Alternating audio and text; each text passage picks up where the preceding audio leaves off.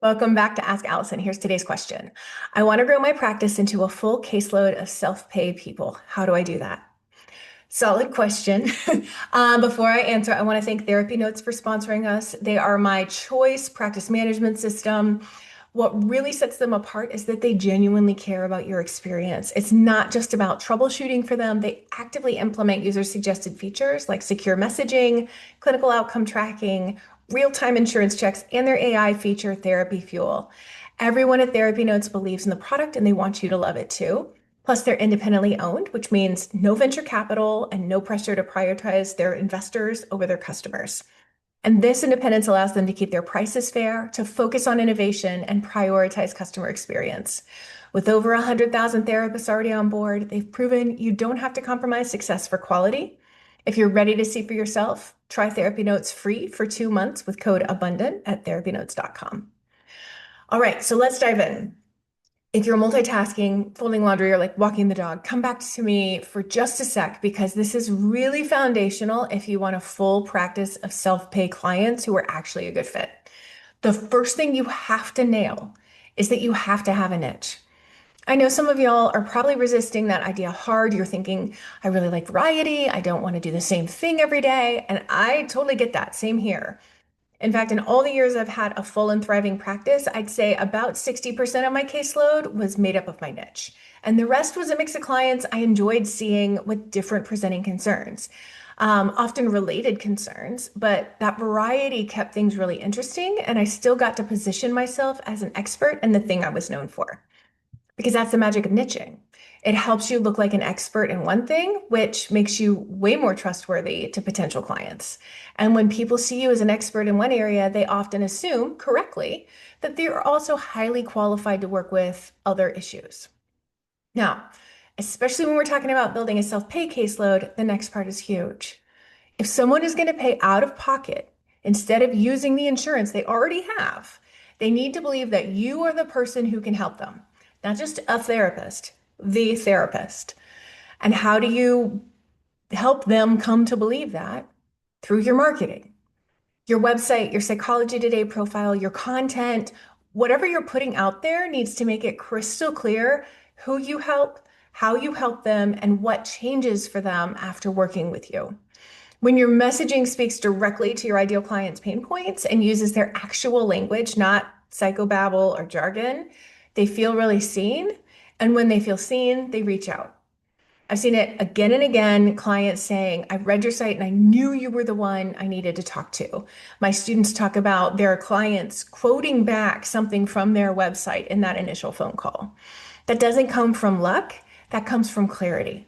So no, a niche isn't going to box you in. It'll actually make your work easier and your clients easier to connect with when you're marketing. So you don't have to like marry your niche forever. I need to put that out there. Start with a marketing niche, the thing you become known for, and you can let it evolve from there. So let's talk about marketing.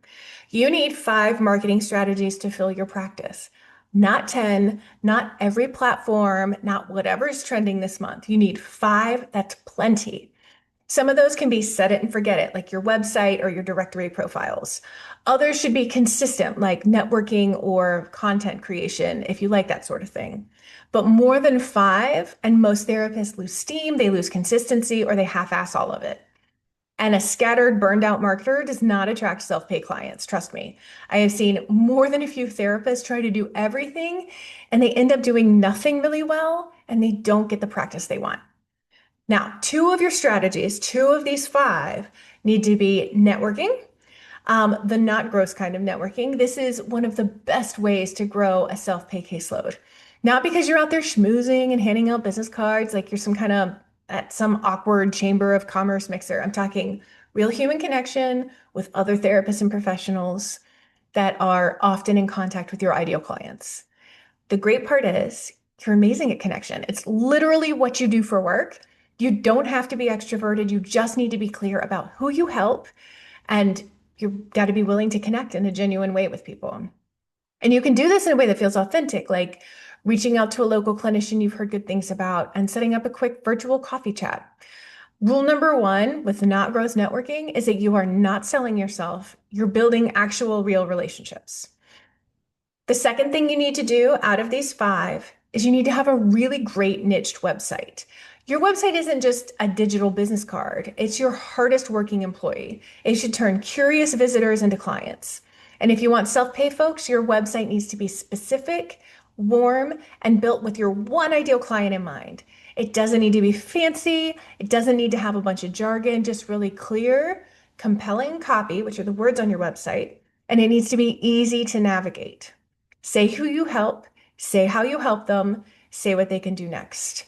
That doesn't mean it needs to be 3 sentences long. We need to talk about their daily lived experience. We need to be explicit about what their life is like for them right now. That helps them trust you.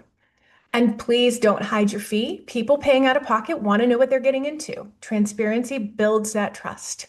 I always say your website should feel like a conversation with someone who just gets it. That's what people are looking for. So, networking and a great website, these are non-negotiable. Now pick three more marketing strategies that feel doable and aligned with your personality. That might be SEO if you're more techie. It might be giving talks if you like public speaking. It could be blogging, vlogging, social media, joining online communities where your ideal referral partners hang out. The what of those three things is flexible because I don't want you to choose something you'll hate because then you won't do it. That's part of what we teach in the Abundance Party is to help you select which ones are going to be most likely to be done by you. Um, so that what is flexible, but the commitment is not. Of those five strategies, like that's your whole marketing plan. Some passive, some active, some online, some in person, rinse and repeat. You do not need more. There is no magic bullet. This is where a lot of people get taken in by some ad they saw on Instagram or something. There is not one thing that is going to build your practice. That's not how it works. Um, Also, what works for one therapist might not work for another. So don't force yourself into strategies that feel like pulling teeth. If you hate social media, don't do it. Start where you have energy, build systems you don't dread, and stay consistent. Because the magic formula for self-pay clients, clear niche, authentic, consistent marketing, a solid client experience, and boom, you've got a self-pay practice. You've got this. If you want to fast track that process, stop spinning your reels, come hang out with me in the Abundance Party. It's literally what we're built for, is getting you from this is overwhelming to my practice feels good, it's full. You can DM me the word party or check the show notes for the link. Today's free worksheet is common marketing strategies for therapists. DM the word sheets and I'll send you a link for that. It's also in the show notes if you're listening.